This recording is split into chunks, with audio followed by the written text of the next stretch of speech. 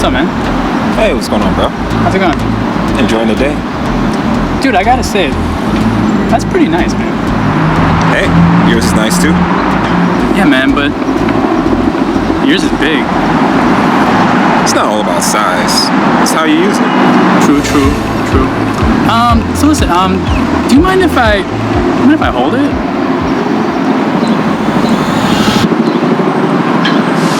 Go for it.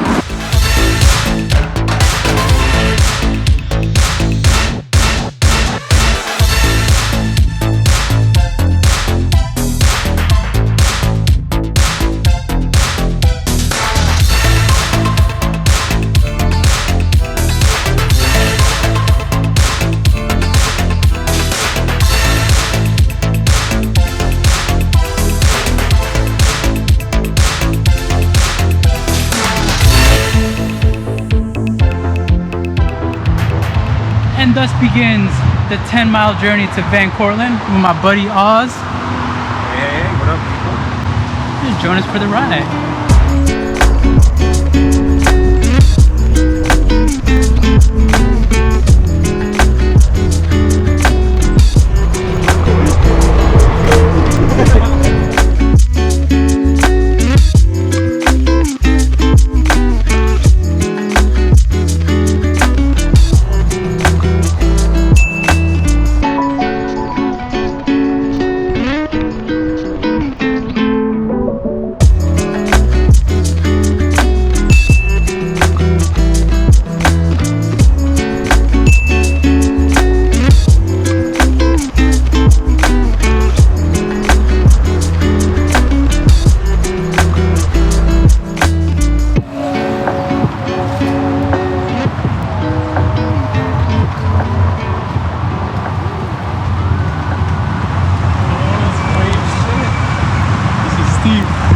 This is Steve.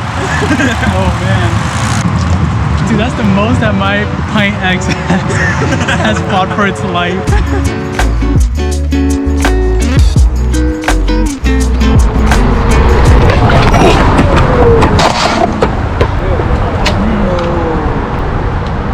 Shit, yeah. Yo, I'm glad I had that fucking. Alright, so I just took a tumble. I have my hand wrapped because it's just, I mean, I'm good. Everything's good. I'm just incredibly scraped up. We're still on our way to Van Cortlandt, but gotta stop by a pharmacy first so I can get cleaned up. You see this? I'm glad I wore a helmet today. Oh my god, yeah. As soon as I fell, just whoop out on the floor. Oh, excuse me, sir. Do you work here? Oh, yes. How may I help you, sir? Do you know where the first aid kits are? Sir? Oh, nice. I got you. Alright, so I got scraped up knees, but this is what really hurts. The GoPro Max screen. Is it bad? Can you see it? I feel like, oh, you can definitely see it on this.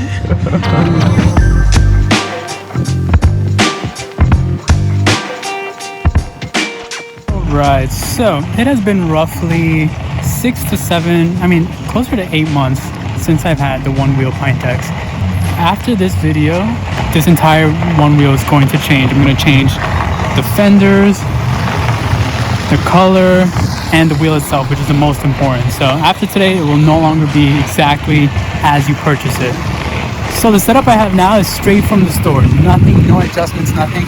And I wanted to share an update on how it's doing living in New York City. Let me just say that today is the second time I've ever fallen on my Onewheel. Let me just say that.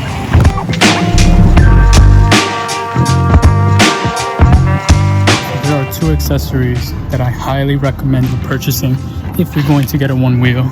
And I know this, it's mandatory, it's a necessity because this dude also has it. First thing is the fender itself, and the second is exactly what this man has right here. Supercharger. This is Pint, he has the GT, and this lifesaver, truly life-saving.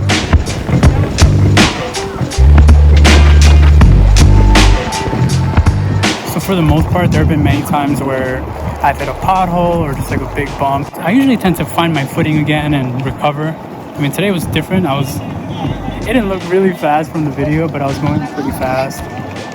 And that bump I hit just yeeted my one wheel. It ultimately is my fault, but accidents have been avoided plenty of times. So I still highly recommend a one wheel. But yeah, okay, we're entering the trails now. So I have PTSD with these trails because this is where I competed in college for cross country, and these hills always, without fail, always kick my ass. These hills were rough and just brutal.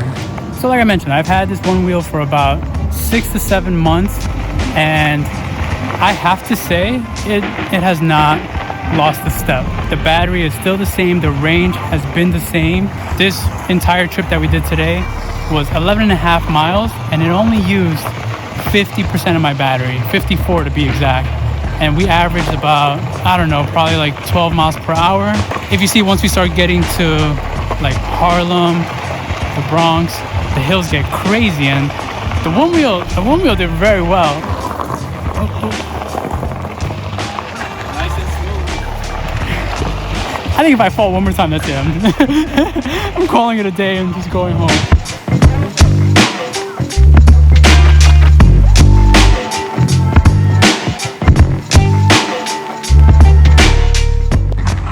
So we're thinking if we should continue here, but these are the back hills of Van Cortlandt, which Maybe we try this. which are very steep. And my battery's should be probably like at 30%. To show you how high up we are. It's pretty steep. PTSD from cross country. Oh, no. That's a GT. Alright, so one of the cons of the Pint X is look at the foot pads. My foot is completely off, whereas the GT, you know, what size feet are you? 12, and look at that, comfortable. I'm a 10. Look at that, I'm off the padding. Oh, and the speed. At no point have I ever gone above 17. Like, I've had comments in my videos saying you can go about 21 miles per hour. Oz has gone 21 miles per hour on his GT. Andrew Pint? On my pint, my standard pint, maybe 16-ish. I just realized we're going uphill. Like, we're on such a gradual uphill. I don't know if my Pint X is gonna make it. We just need a place to connect our superchargers. I've gotten it lower to where it gets yellow, and yeah, you got more battery. But the only really, like, once it gets to the yellow, it gets weaker. Like, you can tell that it's a lot weaker. Yeah, it's I don't know. pretty much cruise control. Yeah.